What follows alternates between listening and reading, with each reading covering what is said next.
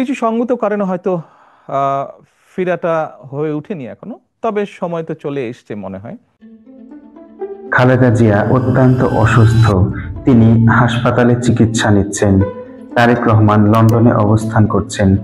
অসুস্থ মাকে দেশে দেখতে আসার সিদ্ধান্ত তারেক রহমানের একক নিয়ন্ত্রণাধীন নয় বলে তারেক রহমান ফেসবুক স্ট্যাটাসে যে মন্তব্য করেছেন তা এখন আলোচনার ঝড় তুলেছে। এখন সবার মনে প্রশ্ন উঠেছে, তারেক রহমানের দেশে ফেরার নিয়ন্ত্রণ কার হাতে এবং কেন তিনি এককভাবে দেশে ফেরার সিদ্ধান্ত নিতে পারছেন না।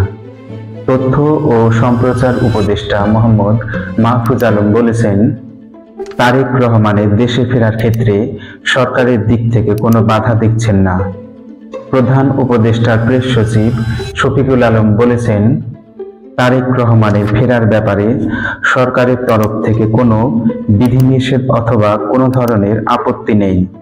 এদিকে পররাষ্ট্র উপদেষ্টা তৌহিদ হোসেন বলেছেন, তারেক রহমান দেশে ফিরতে চাইলে একদিনের মধ্যে সরকার ওয়ান টাইম পাস দিতে পারবে। অন টাইম পাসের বিষয়টি পররাষ্ট্র উপদেষ্টা পরিষ্কার করে বুঝিয়ে বলেছেন। তিনি বলেন, যখন পাসপোর্ট থাকে না বা মেয়াদ উত্তীর্ণ হয়েছে তখন কেউ যদি আসতে চান তাহলে তাকে আমরা ওয়ান টাইম পাস একটা দিয়ে দিই একবার দেশে আসার জন্য।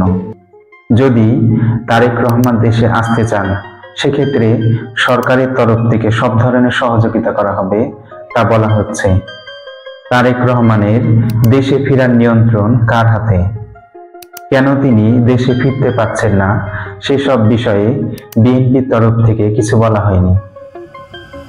আওয়ামী লীগের শাসন আমলে এবং সেনা সমর্থিত তত্ত্বাবধায়ক সরকারের আমলে দায়ের করা সব মামলা থেকে অব্যাহতি পেয়েছেন তারেক রহমান ও স্ত্রী জুবাইদা রহমান। তারেক রহমানের নিরাপত্তা নিশ্চিত করতে দুটি বুলেট প্রুফ গাড়ি কেনা ও অস্ত্রের লাইসেন্সের খবর বিভিন্ন সংবাদ মাধ্যমে উঠে এসেছে। এতে মামলা ও নিরাপত্তাজনিত কারণে তারেক রহমানের দেশে ফিরতে কোনো বাধা নেই। বিবিসি বাংলা নিউজ আর্টিকেলে বলা হচ্ছে, ভারত ও যুক্তরাষ্ট্রের ওপর অনেকটাই নির্ভর করছে তারেক রহমানের দেশে ফেরা। বাংলাদেশের রাজনীতি অনেকটাই নির্ভর করে ভারত ও মার্কিন যুক্তরাষ্ট্রের চাওয়ার ওপর। তারেক রহমান ১/১১ এর সময়ে আর্মি জেনারেলদের এক ধরনের মুচলেখা দিয়েছিলেন। খালেদা জিয়া বলেছিলেন তারেক রহমান রাজনীতি করবে না। সেই অঙ্গীকারের মেয়াদ শেষ হয়েছে কিনা সেটা পরিষ্কার না। যাই দিনের নিউজ আর্টিকেলে বলা হয়েছে, বিএনপির স্থায়ী কমিটির এক সদস্য বলেন, দেশে বিভিন্ন রকমের ঘটনা ঘটছে, নানা ধরনের উগ্রবাদী সংগঠন দেখা যাচ্ছে, বিভিন্ন ধরনের মবের ঘটনা নিয়মিত ঘটছে। এ অবস্থায় তারেক রহমান কিভাবে আসবেন? যদি কিছু হয়ে যায় তখন আমাদের বিএনপির কি হবে?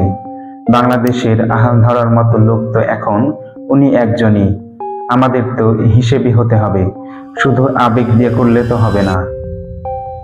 কি কারণে বিএনপির ভারপ্রাপ্ত চেয়ারম্যান তারেক রহমান দেশে ফিরতে পারছেন না সেটা বিএনপি ও তারেক রহমান ভালো বলতে পারবেন। ভবিষ্যতে হয়তো আমরা সঠিক কারণগুলো জানতে পারব। ভিডিওটি দেখার জন্য ধন্যবাদ।